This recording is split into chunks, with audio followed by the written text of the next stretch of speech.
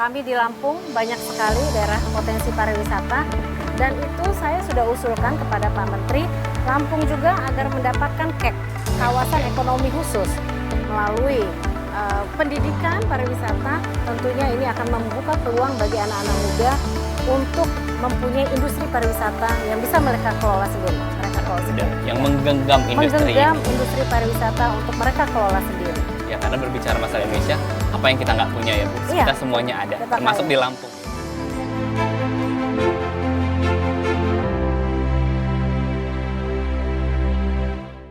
Hai sahabat Gerindra TV, hari ini bersama saya Fadil Khomsah dalam Bincang Sosok Gerindra dan saya sedang berada bersama saya Dwi Tarya Gunadi, anggota DPR RI Komisi 10 dari Dapil Lampung 2. Saya Putri Lampung, Tabi pun. Ya pun, selamat sore Ibu. Ya, sore. Ibu, saya panggilnya Bu Ria aja ya. Bu Ria. Bu Ria, apa kabar hari ini? Baik, hari ini, alhamdulillah.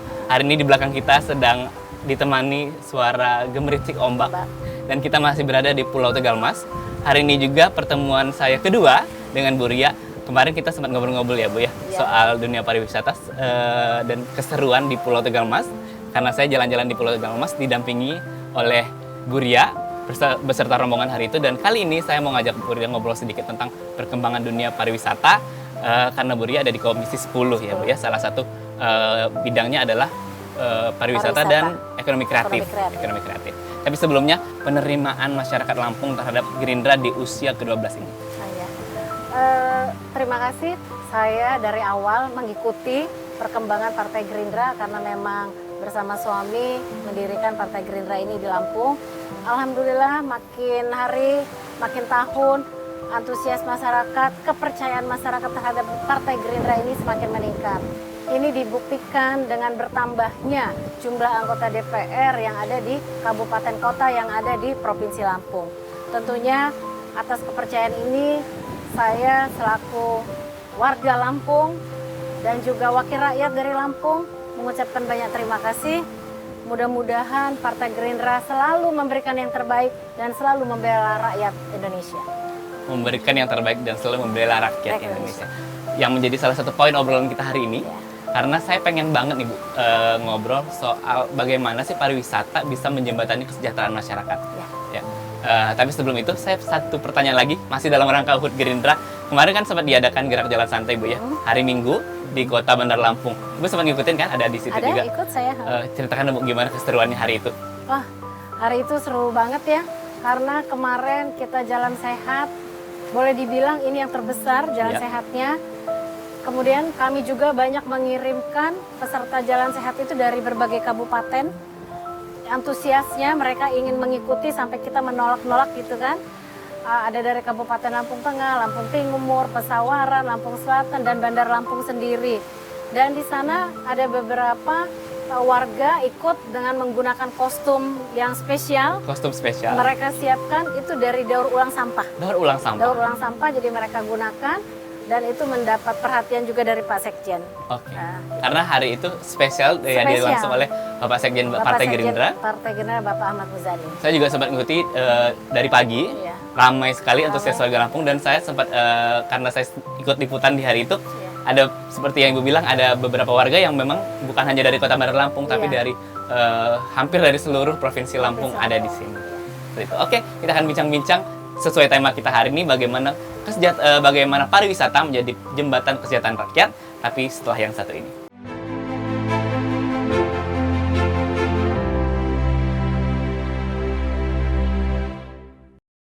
Sahabat Gerindra TV, terima kasih masih bersama kami. Saya masih bersama Ibu Ria, anggota DPR RI, fraksi Partai Gerindra dari Provinsi Lampung, Komisi 10. Bu, kasih gambaran dong Bu, terutama buat anak-anak muda pasti banyak banget yang penasaran karena mungkin yang belum nonton harus nonton nih. Obrolan kita kemarin waktu Indonesia Kaya, ada banyak potensi sekali di dunia pariwisata Indonesia, terutama yang bisa di-grab oleh anak muda. Kasih gambaran sedikit Bu, kira-kira bagaimana perkembangan industri pariwisata Indonesia saat ini? Untuk perkembangan industri pariwisata di era global ini semakin mudah ya kita akses ya, khususnya untuk di Lampung. Kita tahu kalau daerah itu dibuka, berarti itu membuka peluang yang banyak, apalagi itu sektor pariwisata. Pertama kita kalau membuka daerah baru tentunya infrastruktur pasti baru. Pasti baru. Desa itu terbuka, itu keuntungannya. Terus yang kedua juga berarti membuka lapangan pekerjaan. Membuka lapangan pekerjaan, membuka peluang usaha, dan yang pasti meningkatkan pendapatan masyarakat. Nah disitulah pendapatan masyarakat meningkat ketika daerah destinasi wisata dibuka di suatu daerah. Suatu daerah. Ya. Seperti itu. Kemudian setiap daerah itu kan punya ekonomi kreatifnya yang berbeda-beda. Jadi kreativitas masyarakat tentunya harus didukung oleh pemerintah juga. Pemerintah. Untuk memberikan muatan lokal yang spesifik yang tidak didapati di daerah lain. Jadi kalau kita ke Jogja ya mungkin gudeg Jogja yang kita kenal. Kemudian kalau kita ke Bali kita mendapatkan juga tari kecak. Tapi kalau kita Lampung kita mendapatkan seruit Lampung Seruit yang Lampung. kemarin dicobain. Bener banget. Jadi yang belum nonton harus nonton di Indonesia Kaya. Indonesia Kaya. Seruit, bicara masalah seruit Ibu untuk di Provinsi Lampung sendiri. Ibu sudah periode kedua ya Bu ya, mewakili masyarakat Lampung, membawa aspirasi dari masyarakat Lampung ke tingkat nasional. Untuk di pariwisatanya sendiri, bagaimana perkembangannya sehingga di periode kedua Ibu ini bisa diceritakan? Ya, untuk Lampung sendiri pariwisata itu identik dengan kesiapan dan persiapan. Kesiapan dan persiapan. Jadi di sini masyarakat itu harus sadar bahwa daerahnya itu sudah menjadi daerah wisata supaya mereka bisa mempersiapkan diri. Jadi kalau mereka sudah tahu nih misalnya Tegalmas ini daerah wisata. Jadi siapapun yang ketemu di daerah wilayah sekitar Tegalmas ini tentunya harus menunjukkan keramah tamahannya, harus menjaga keamanannya pengunjung, artinya tidak ada kehilangan dan sebagainya. Kemudian juga harus bersama-sama menjaga kebersihannya. Nah itu yang dipersiapkan. Selain itu kita akan persiapkan tentunya saja SDM melalui pendidikan-pendidikan. Di sini ada sekolah dari Politeknik tentang perjalanan pariwisata. Oh sudah ada di Lampung? Sudah ada. Kemudian ada juga sekolah pariwisata Sahid. Itu ada di Lampung. Nah tentunya SDM di sini adalah untuk menunjang. Karena pariwisata itu tidak hanya berbicara tentang destinasi, tapi juga daerah mais gitu ya. Meeting yang ada di Lampung. Nah itu hotel-hotel itu harus mempunyai sumber daya manusia yang mengerti tentang pariwisata. Nah itulah melalui pendidikan pariwisata tentunya ini akan membuka peluang bagi anak-anak muda untuk mempunyai industri pariwisata yang bisa mereka kelola sendiri. Yang menggenggam industri pariwisata untuk mereka kelola sendiri. Ya karena berbicara masalah Indonesia, apa yang kita nggak punya ya Bu? Iya, kita semuanya ada, termasuk kaya. di Lampung. Iya. Keunikan yang juga saya baru temukan di sini, laut ada, pegunungan ada, perbukitan, jadi semuanya ada. Iya. Tinggal bagaimana anak muda mau mengambil kesempatan ini atau tidak. Nah, berbicara kesempatan Bu, program atau yang sudah dijalankan oleh pemerintah saat ini untuk kemajuan industri pariwisata kira-kira apa Bu? Dan tantangannya apa yang masih perlu ditingkatkan? Oh ya, untuk program yang dilaksanakan pemerintah sudah banyak ya, termasuk Pokdarwis. Pokdarwis itu kelompok sadar wisata. Kelompok sadar wisata. Ya, jadi itu adalah sekelompok masyarakat yang mengelola daerah wisata. Selain itu juga kita sudah memberikan mereka bekal tentang pemasaran pariwisata. Jadi bagaimana daerah wisata sudah ada, bagaimana memasarkannya. Juga ada juga Genpi. Gerakan Pariwisata Indonesia, Gerakan Pemuda Pariwisata Indonesia. Gerakan Pemuda Pariwisata Indonesia. Genpi. Nah, Gerakan Muda Pariwisata Indonesia, Genpi. Nah, Genpi ini juga mempromosikan daerah wisata. Kemudian pemerintah sendiri juga sudah membuka infrastruktur. Itu yang dilakukan oleh pemerintah untuk mempermudah kunjungan dari bandara kemudian menuju akses-akses pariwisata yang ada di Lampung. Di Lampung khususnya ya. Karena titik-titiknya juga banyak sekali sebenarnya di Lampung. Di berbagai kabupaten. Berbagai kabupaten. Tapi untuk bagian mana kira-kira Bu yang masih perlu perhatian khusus untuk pemerintah? Yang masih ini harus disegerakan kira-kira bagian apa Bu? Ya, sekarang daerah wisata ini rata-rata di pesisir. Iya. Di pesisir dari Pesawaran sampai Lampung Barat. Nah, pertama ada infrastruktur, yang kedua ada fasilitas umum. Fasilitas umum. Fasilitas umum yang harus disiapkan.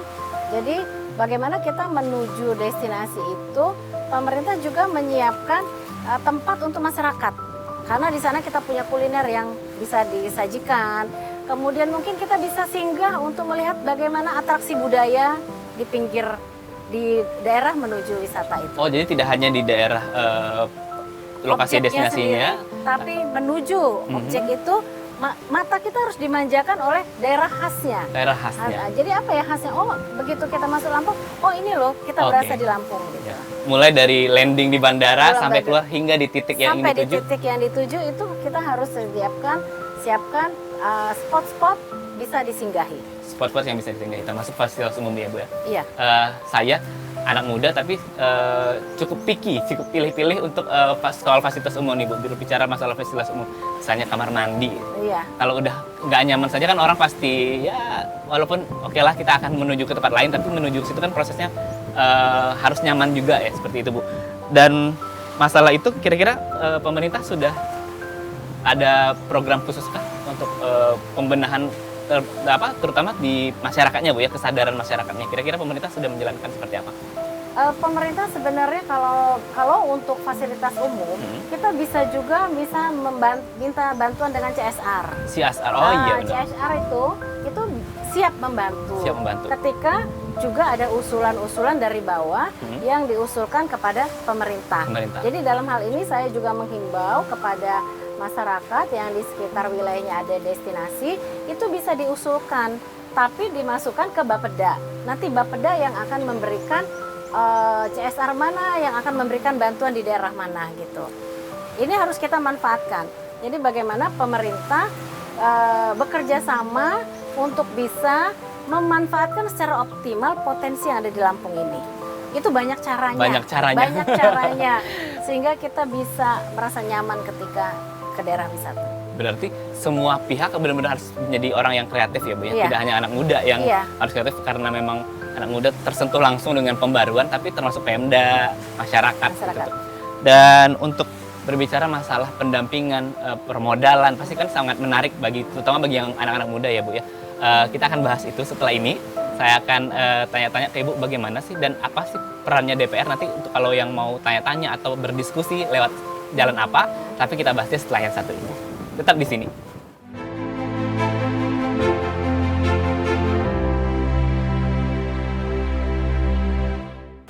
Masih bersama saya Fajrin Alfamsah dan masih bertemankan oleh Sri Kandi cantik dari Partai Gerindra, Ibu Ria. Bu, saya penasaran banget kalau misalnya ada nih warga lokal dari satu kawasan yang dia merasa daerahnya tuh punya potensi untuk dikembangkan jadi daerah pariwisata. Itu kira-kira mereka bisa kemana sih Bu kalau untuk ngobrol konsultasi, bicara masalah permodalan dan pendampingan tuh ke siapa Bu kira-kira?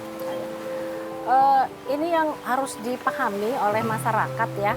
Jadi kalau ada satu daerah destinasi, dia nggak bisa minta dibangun oleh pemerintah. Oke. Itu ya.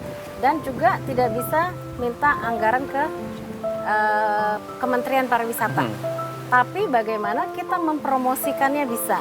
Oke. Kemudian kita bisa membukakan akses bagi mereka gitu ya.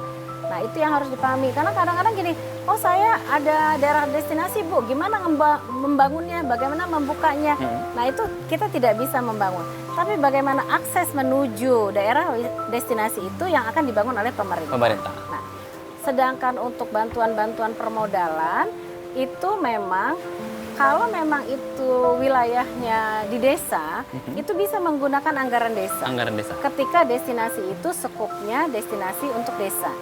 Jadi destinasi itu ada yang rintisan, ada yang unggulan, ada yang prioritas. Nah, untuk rintisan itu misalnya masih di desa, oh masih buka, masih awam banget ya, itu kita rintis untuk dibuka, ya kan? Nah setelah dibuka skopnya, oh ini bisa nggak ya jadi unggulan di daerah Provinsi Lampung atau di Pesawaran. Ketika memang itu bisa menjadi unggulan suatu daerah, maka akan dimasukkanlah menjadi usulan kepada pemerintah daerah. Tapi kalau itu destinasi itu sudah menjadi skala prioritas. Sekarang prioritas kan banyak di Indonesia ada 5. Ya. Termasuk Danau Toba, kemudian Labuan Bajo, terus Borobudur, Likupang, Wakatobi. Nah itu ada destinasi prioritas. Nah itu harus sudah turun tangan semua lintas kementerian. Nah itu harus semua turun.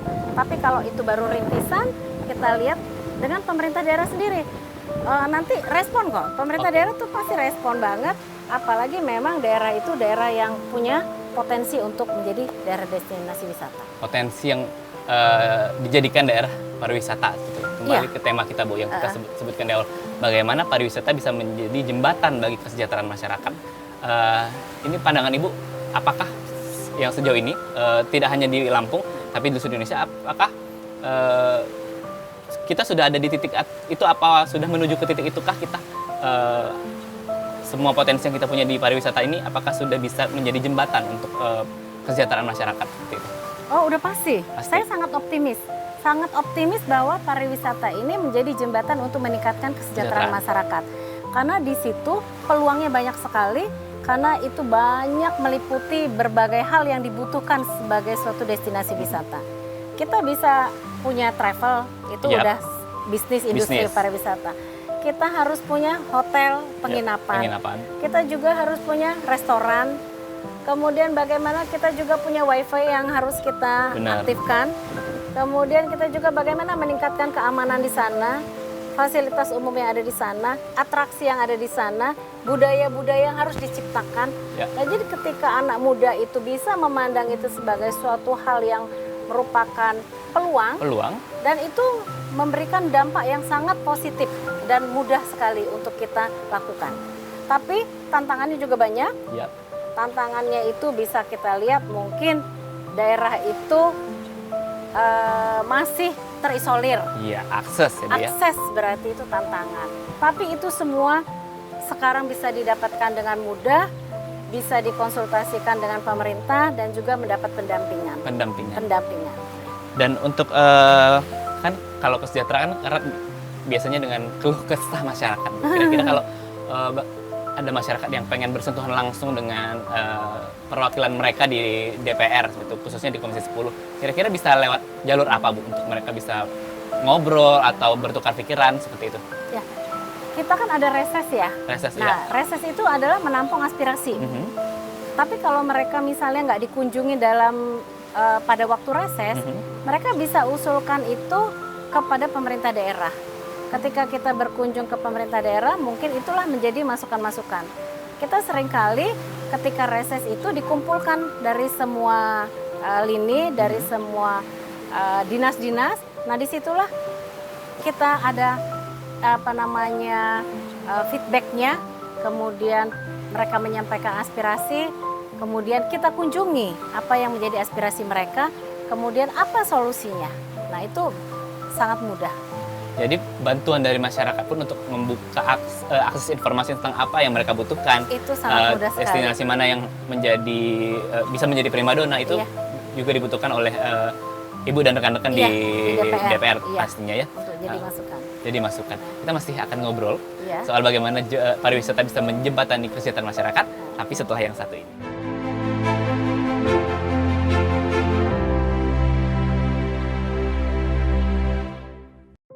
Masih seru sekali ngobrol, walaupun sedikit panas, tapi ditemani angin-angin yang sejuk ini. Perpaduannya walaupun bikin sedikit mata bergoyang ya Bu ya, ditemani ombak, tapi karena pembicaraan seru, kita harus ada tetap di sini sampai ini berakhir nanti, karena saya minta Ibu akan tutup dengan sesuatu yang spesial. Oke, Bu, kalau dari sisi Ibu sebagai pejuang politik dari Partai Gerindra sendiri, kira-kira apa yang masih harus dikembangkan Bu untuk dunia pariwisata, khususnya di provinsi Lampung? Ya, saya dari Gerindra tentunya sangat respon sekali tentang dunia pariwisata. Saya juga mengajak kepada seluruh masyarakat, ayo kita tingkatkan potensi daerah kita masing-masing. Kami di Lampung banyak sekali daerah potensi pariwisata, dan itu saya sudah usulkan kepada Pak Menteri Lampung juga agar mendapatkan KEK, kawasan ekonomi khusus. Karena kawasan ekonomi khusus itu yang akan mendatangkan investor bagi Lampung ini sendiri. Nah, mudah-mudahan itu direspon oleh Pak Menteri, karena sudah beberapa kali kami langsung bertemu dengan Menteri dan Bupati dan Kepala Daerah untuk meningkatkan pariwisata melalui KEK yang ada di Lampung.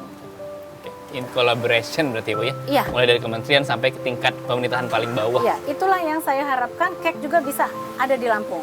Kawasan ekonomi khusus pariwisata. Iya.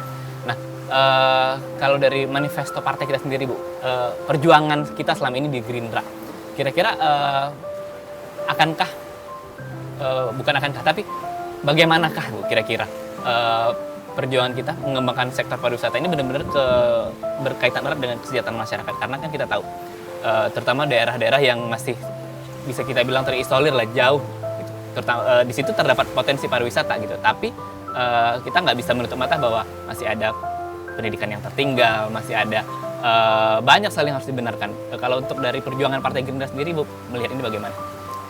Saya kebetulan udah 2 periode Iya. di Komisi 10, dan tentu saja dengan bidang yang sama, pendidikan dan pariwisata, dan itu terkait erat semua. Terkait erat pasti. Pendidikan dengan pariwisata itu terkait erat, karena juga pendidikan itu adalah bagaimana kita mengedukasi masyarakat. Pendidikan tuh ada yang formal dan non formal. Ya. Jadi ini bisa menjadi pendidikan formal dan juga non formal yang kita edukasikan ke masyarakat. Nah, sebagai pejuang Partai Gerindra, ini adalah tugas saya.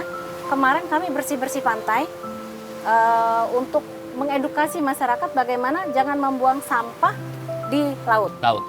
Tidak saja di laut, tapi bagaimana suatu daerah itu harus bebas dari sampah plastik. Nah, disitulah kami juga memanfaatkan daur ulang plastik itu. Nggak hanya dibuang begitu saja yang tidak bisa terurai, tapi kita manfaatkan. Itu sudah banyak.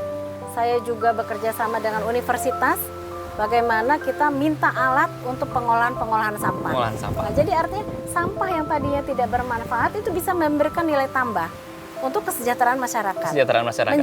Melalui sampah. Melalui sampah Ya, padahal. melalui sampah, jadi pariwisata, pendidikan, itu sangat berkaitan erat semua untuk meningkatkan pendidikan dan juga meningkatkan kesejahteraan Masyarakat. Iya. Bangganya kita jadi orang Indonesia karena dari Sabang sampai Merauke seluruh titik kalau bisa dijadiin objek pariwisata semuanya bisa ya Bu ya, Bisa. karena potensi itu memang sudah ada Iya. seperti itu, dan berkaitan erat dengan pendidikan. Iya. Ujungnya nanti seperti yang kita bilang di awal adalah kesejahteraan. Kesejahteraan. Wow. Iya. Berarti nggak salah juga ya, Komisi 10 itu bidangnya tuh di bagian situ sekali gitu, sangat Iya. berkaitan erat. Oke. Selain itu kita juga bisa loh, kita ke daerah lokasi pertanian. Pertanian tuh nggak hanya pertanian, Iya, tapi pertanian itu juga daerah wisata yang Wisata. bisa kita edukasi bagaimana mengajarkan anak-anak cara panen. Kemudian sekolah-sekolah banyak itu binaan kami daerah pertanian itu sekarang sudah didatangi riset dari Jepang. Dari Jepang. Iya, bagaimana mereka kemandirian kelompok-kelompok tani itu dalam mengelola kegiatan pertaniannya, dan itu juga menjadi kunjungan wisata. Kunjungan wisata. Iya. Terutama untuk wisata mungkin yang dari luar negeri Bu ya, yang benar-benar tidak ada gambaran tentang bagaimana kultur di Indonesia, Kultur kehidupan, di termasuk Indonesia, pertanian tadi. Termasuk pertanian. Jadi sangat Berkaitan erat berkaitan sekali. erat dan juga happy banget. Happy banget ya. Happy Jadi- banget wisatanya. Kalau nggak happy nggak sampai 2 periode ya Bu yang ngajarin dengan bidang yang sama lagi Dengan ya, Bu ya. bidangnya sama. Wow. Untuk ini Bu, sebelum terakhir nih, sebelum yang spesial yang saya bilang tadi, untuk di Provinsi Lampung sendiri, kira-kira ide menarik apa sih yang pengen Ibu wujudkan sekali?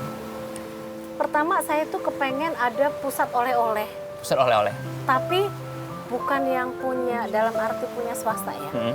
Kalau punya swasta mah ya dia punya modal banyak dia bisa. Ya, Tapi bagaimana pusat oleh-oleh itu dikelola oleh masyarakat? oleh masyarakat Iya, langsung. dikelola oleh masyarakat. Jadi saya ingin pemerintah itu membuka gerai oleh-oleh yang memang itu dikelola oleh masyarakat sehingga memutus rantai antara penjual dan pembelinya itu terlalu jauh. Oke. Itu angan-angan saya Iya. gitu. Jadi gini, mereka datang bawa, tapi di situ dikelola, mereka beli putus atau seperti apa, nah itu mereka langsung jual. Langsung jual. Iya. Nah itu yang masih dalam angan-angan saya. Iya. Gitu. Langsung di istilahnya di tangan masyarakat Di langsung. tangan masyarakat langsung. Dan karena ada rantai yang diputus tadi dipersingkat, dipersingkat. mudah-mudahan harga juga jadi Harga lebih jadi lebih murah. lebih murah. Iya. Karena image pariwisata kan selama ini apa-apa mahal. Mahal. Orang datang ke pariwisata kalau bisa bawa bekal sendiri karena takut yang di situnya mahal. Iya, mahal. Padahal apalagi yang wisatawan dari daerah luar kan pengennya harusnya benar-benar merasakan experience dari mulai makanan, Iya. tempat yang benar-benar berada di Dikelola lokal itu masyarakat. sendiri dan dikelola oleh masyarakat itu sendiri. Baik, mudah-mudahan sedikit menjawab. Karena kenapa saya bilang sedikit? Karena pasti banyak sekali pertanyaan, khususnya bagi teman-teman Green TV, generasi muda yang kayaknya udah mulai melihat-lihat nih Bu.